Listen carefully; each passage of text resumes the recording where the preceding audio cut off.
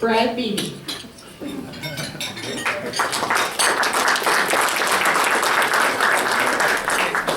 And we have another dignitary who will be sliding in before too long, and that is Ian McLean, who is the chair of the Greater KW Chamber of Commerce. And he's going to thank Perrin, so hopefully he gets here in time to hear him. Well, if he does, he may not want to thank you. Oh no, I think he'll be even more impressed. So I'm going to call on Greg Rocher, President and CEO of the Cambridge Chamber of Commerce. I'll ask him to do something about this tonight. Thank you very much, and it's certainly a pleasure, it's always a pleasure to come to the Confederation Club, but it's particularly a pleasure to come and introduce a colleague and a great friend of mine. Also, to let you know, some of you may know in the room, but you may want to start tuning in on Sundays at noon to 570 News, because Ian McLean, who will be coming later, who's my colleague in the Greater KW Chamber, and I have a business-to-business show on 570 News at noon on Sundays. It is, by the way, Canada's #1 rated business show on 570 News at noon on Sundays. And our guest speaker today is a frequent guest, not because we can't get guests, because it's so important that we have the leader of our organizations and our movement, but not only that, that he brings to that show, and I think to some of the topics that we bring forward, some incredible wisdom, and certainly from his experience, extreme knowledge, so that we can hopefully help guide our businesses in the region of Waterloo. But Perrin Beatty is a graduate of the Upper Canada College of Toronto, Ontario, also of the University of Western Ontario in London. And amazingly enough, he was first elected to Canada's House of Commons as a progressive conservative at the age of 22 in 1922. No, I mean, I'm sorry, it was actually 1972.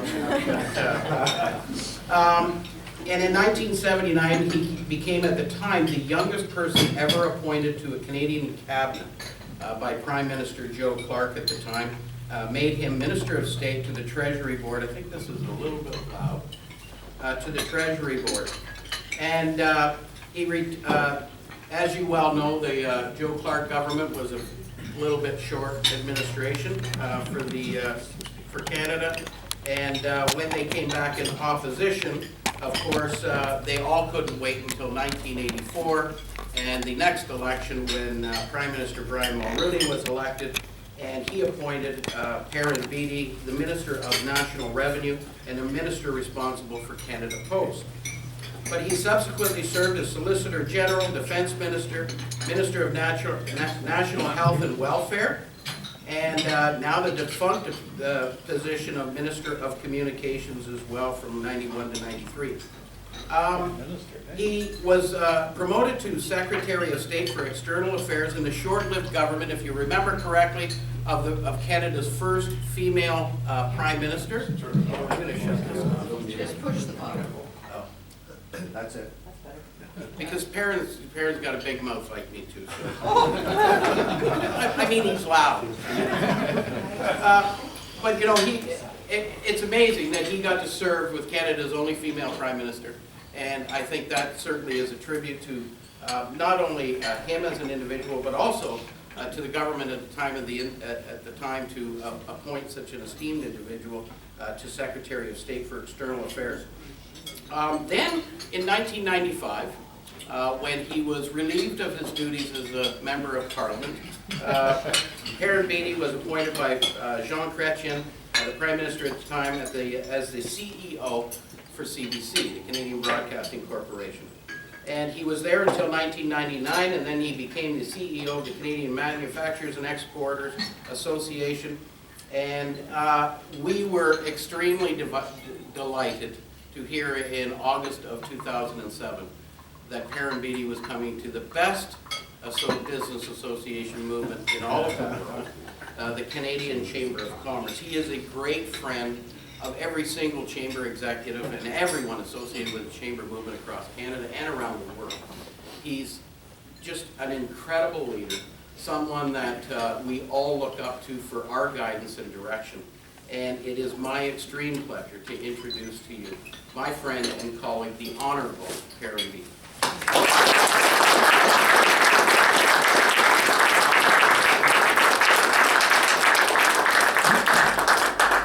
Well, thank you very much, Greg. I will try speaking without a mic. I managed in the House of Commons all those years to make myself heard. Can I be heard? Yeah. That's good. Let's do this way then. Sounds good. Greg, thank you for that mostly gracious introduction, which was much appreciated. You're a great friend and colleague, and you're doing outstanding work in Cambridge, and we're most grateful for that. Let me, first of all, just simply say what a pleasure it is to be here, to see so many friends who I've known over the years, to make new friends as well. It's a homecoming for me. With, as you know, Kitchener-Waterloo is a suburb of Fergus, Ontario. Right.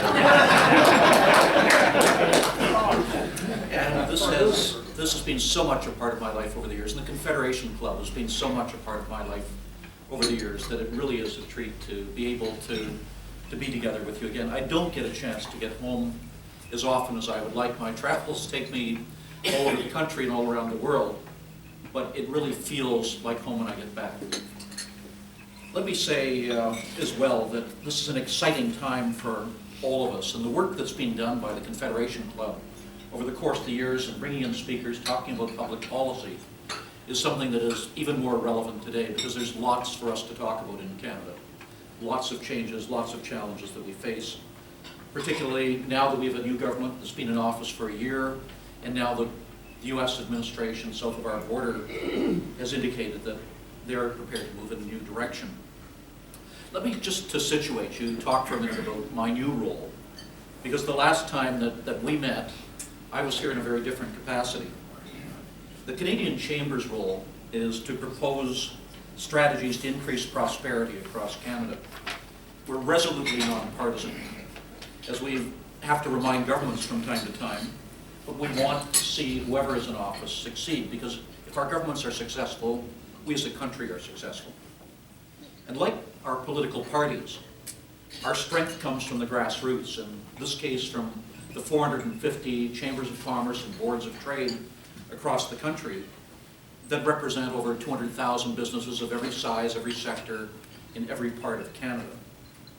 Now, Waterloo Region can properly boast of having two of the very best chambers in Canada, where they're doing outstanding work in Kitchener-Waterloo and in Cambridge. These are two top-notch chambers, and they are very active in terms of shaping the policy that the Canadian Chamber advocates. Now, a few weeks ago, the Trudeau government celebrated the first anniversary of the election that brought them to office. The polls indicate that Mr. Trudeau's administration continues to enjoy a deeper and more durable honeymoon than any other Canadian government that I can remember in my lifetime. And it's also more popular than any other in the G7. In contrast to the other leaders who sit with Mr. Trudeau at international gatherings, our Prime Minister has a solid majority in Parliament. He has some 3 years more to go before he has to stand for re-election. Most of the other leaders in the G7 are at the nadir of their popularity at this point, and many of them are facing elections in the short term. Now, well, the new government's first year has been focused on a handful of initiatives that include climate change, refugee settlement, Aboriginal reconciliation. It will be soon faced with a series of decisions on trade, on energy, on infrastructure, on electoral reform, on security, and on our relationship with our southern neighbor. The myriad of consultations, as many possibly as 150, that they launched over the course of the last year, have largely concluded, and now it will have to choose the course that it wants to follow. As Brian Mulroney used to say, political capital needs to be invested, not stored. Left unused, it evaporates like dry ice. Now, while the government is yet to show how it's going to leverage the fortunate position in which it finds itself, it's not too early for us to ask what Canada is going to look like 4 or 8 years from now. Let's take a look at a handful of issues where decisive leadership by the government will be critical for Canada. These include translating good intentions on climate change into effective action, our strategy to promote trade and growth, and building the human capital that we need to compete effectively in the 21st century. And I want to talk about some of the ways in which last week's election south of the border has reshaped the political environment. Let's start, first of all, with the fight against climate change. It's a goal that the Canadian Chamber shares. We've advocated a price on carbon since 2011 because we believe that climate change is real and that it represents a critical environmental, economic, and social threat to our country and to the globe. We also believe that good intentions and lofty principles are not enough. Our strategy needs to be both ambitious and effective, and we have to understand that simply shifting Canadian jobs from this country to other jurisdictions that have lower standards could inflict serious damage on Canada's economy with no benefit for the global environment. I recently wrote to the federal and provincial ministers of environment across Canada, restating the Canadian Chamber's commitment to fight on climate change, but outlining 4 key principles that we believe should be part of any carbon pricing scheme. First, we need a transparent and rigorous economic analysis of options that clearly articulates the expected emissions reductions to be provided by each measure, the cost to the economy, and the outlay of public funds that are required. Second, the program should exploit the power of the market and avoid layering a carbon price over top of a regulatory regime that adds to costs for businesses without giving them the flexibility that they need to respond innovatively. Because at the end of the day, it will be innovation and technological advancement that allows us to succeed in this fight. Third, we must focus on the outcomes and not on the tools. To reduce emissions at the lowest cost, governments should create the incentive for reductions while granting businesses the flexibility to find the best means. Similarly, provinces and territories have to retain the flexibility to reduce greenhouse gas emissions in the manner that makes the most sense for their economies. What I've learned in 21 years in politics and in the time that I've spent in organizations like the Canadian Chamber, CME, is that one size doesn't fit all in a country the size of Canada. That solutions that work in Mississauga may well not work in Moose Jaw, and that we have to have the flexibility to recognize the conditions on the ground and to adapt to them. Now finally, the competitiveness of Canadian business, the revenue collected from carbon pricing, should facilitate the business's transition to a lower carbon economy if we're going to protect Canadian competitiveness. It should not be used as an opportunity to finance other government programs. And that temptation, as you well know, is always there, that when governments tax, there are always ways that they can devise to spend that money. This should not be a tax grab. If it is, it will lose public support and it will fail. What we have to have is a system that is fair, that is effective, and that doesn't undercut our competitiveness in Canada. Now additionally, improving energy efficiency is one of the most effective climate policies. And by lowering costs, it will improve the competitiveness of Canadian business. One of the great costs that we have in Canada because of our climate, because of our geography, is the cost of energy, whether it's electricity or whether it's oil and gas to heat our businesses or to propel our fleets and move cargo across the country. This is a significant cost in Canada. To the extent to which we can improve our efficiency, we both make our businesses more competitive and we contribute to the fight on climate change.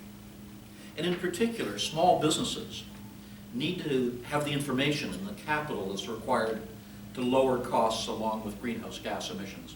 We can't simply leave them out on their own. They have to know that all society is in the fight with them. Now, last week's US elections substantially changed the landscape surrounding us.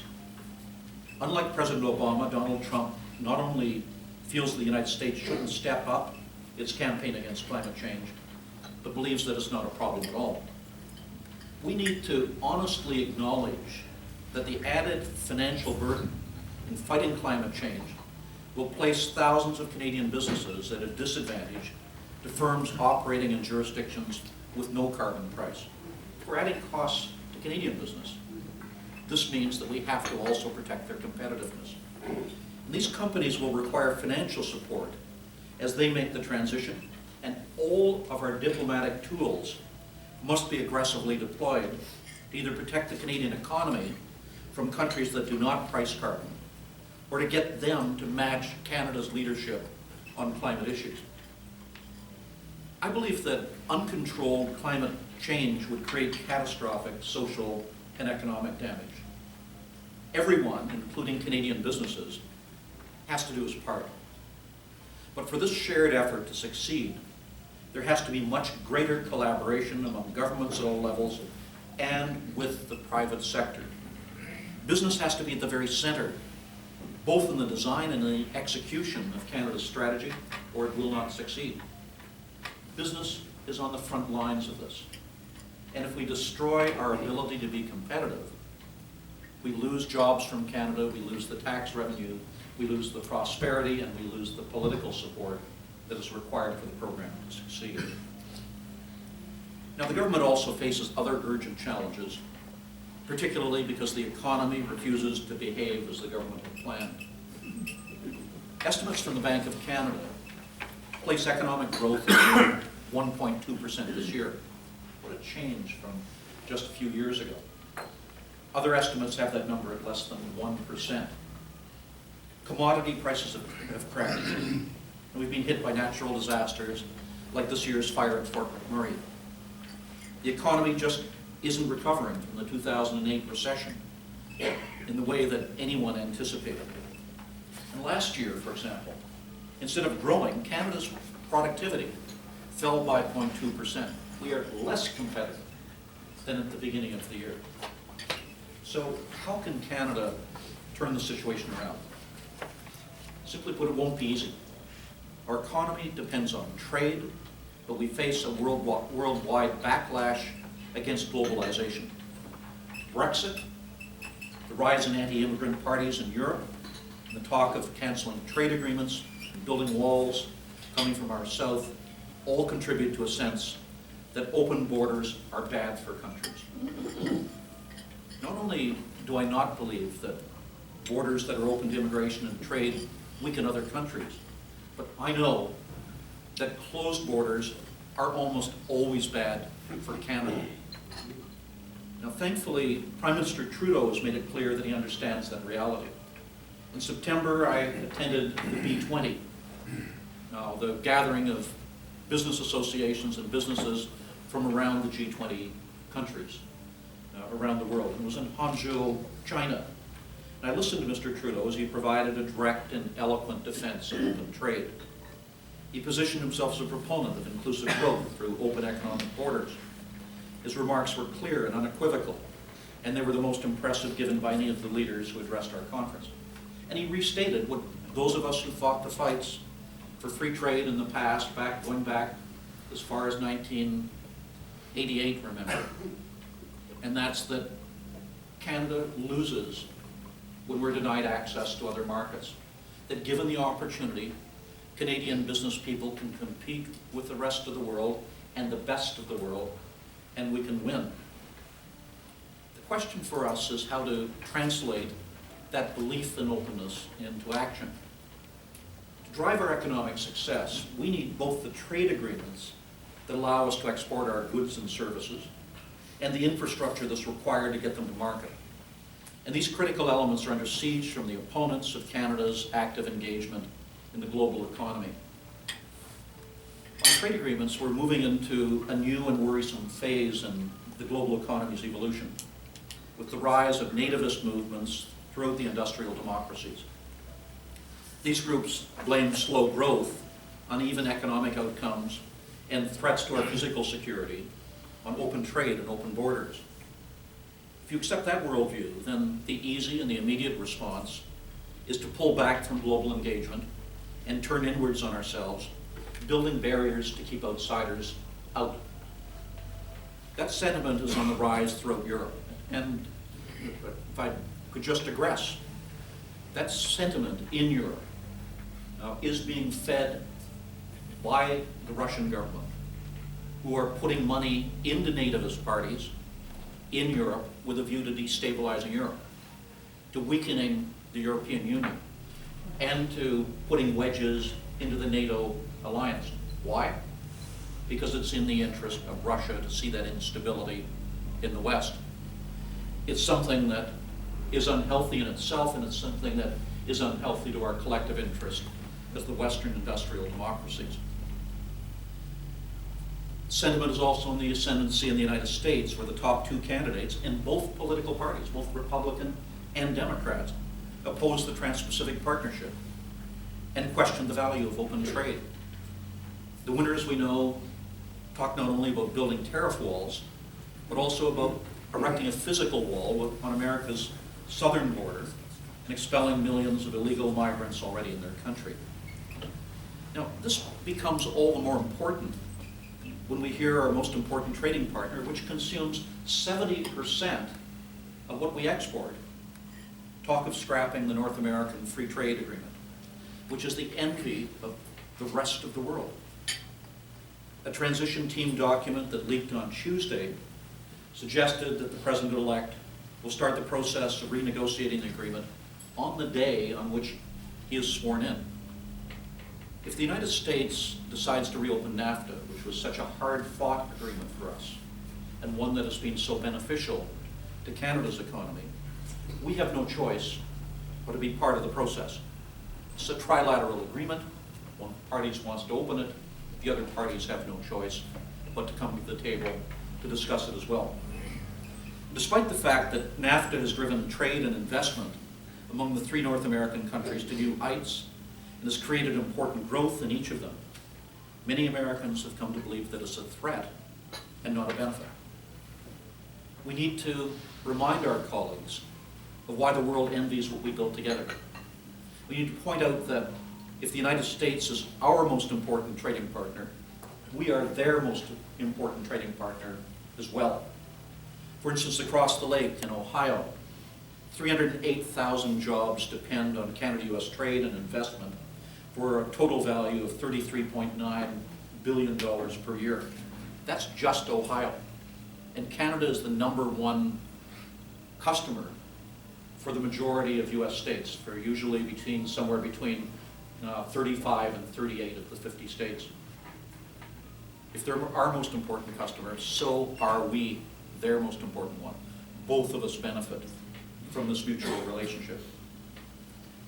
Now, whether we in Canada like it or not, the renegotiation genie may soon escape the bottle. If that's the case, we need to insist that our three wishes that we want the genie to grant be part of the process. Negotiations are not a one-way street, and we should be developing Canada's list of items that we want brought to the table.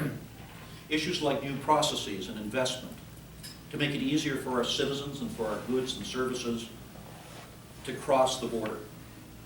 The scrapping of Buy America policies that shut Canadian companies out of procurement contracts at the state and municipal levels. An accelerated process to harmonize standards, and greater respect for the rule of law when protectionist measures like the country of origin labeling regulations that have cost Canadian agri-food billions of dollars are repeatedly found to have violated U.S. commitments. Let me just elaborate on that. What the U.S. did was to bring in regulations requiring the labeling at every stage of any element of Canadian agri-food production in a range of areas, but particularly for beef and for pork. All of this drives up costs at every single stage along the line. And it means then that American companies wanted to avoid having to use Canadian products because the costs were higher and because they had to identify those products at every stage along the way. It was disguised as a consumerist measure.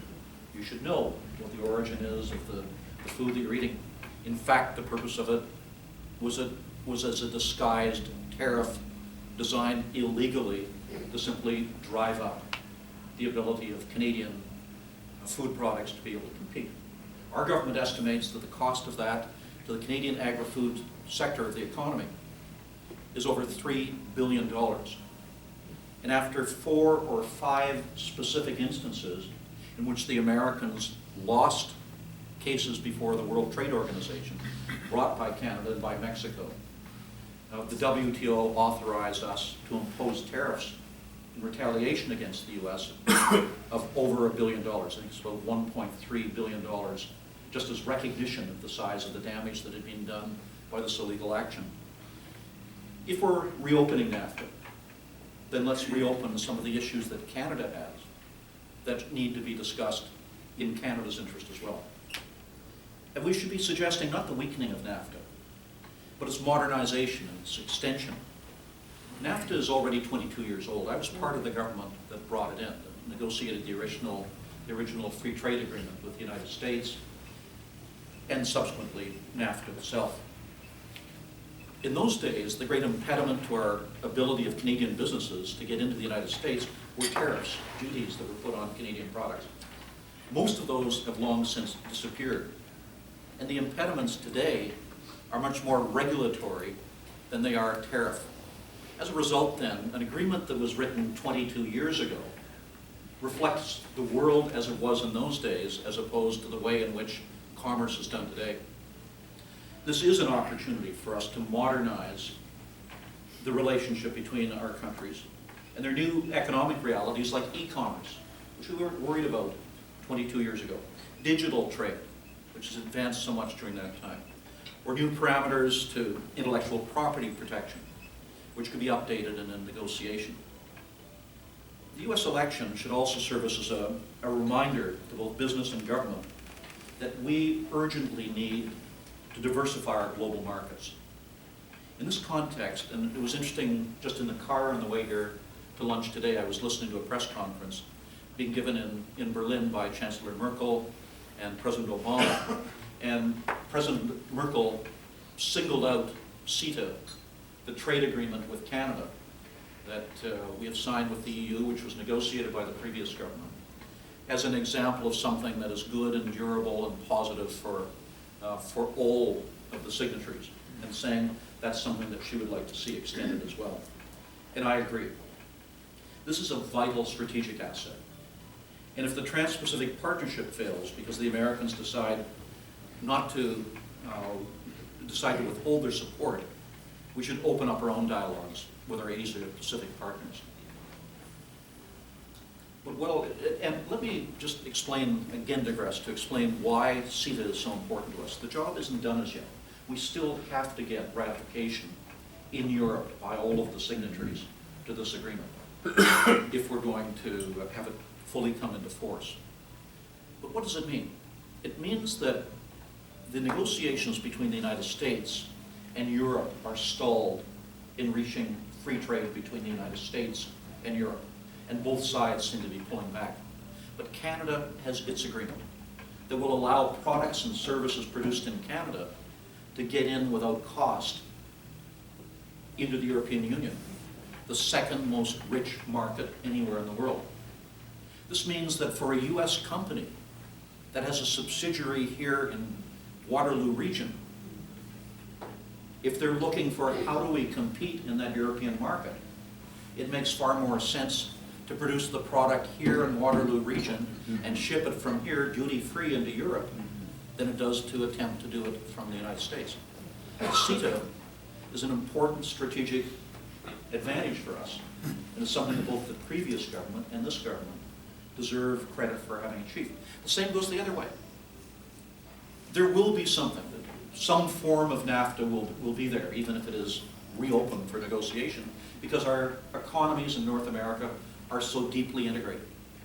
You know the automotive sector so well in this area, where a car may cross the border between Canada and the United States maybe 6 or 8 times in various stages of production, where a seat may be coming down an assembly line on one side of the border to be matched with a chassis coming down an assembly line on the other side. We're that deeply integrated. So there will continue to be an agreement, whatever form it's in, that helps to ensure the benefits we've achieved by working together continue.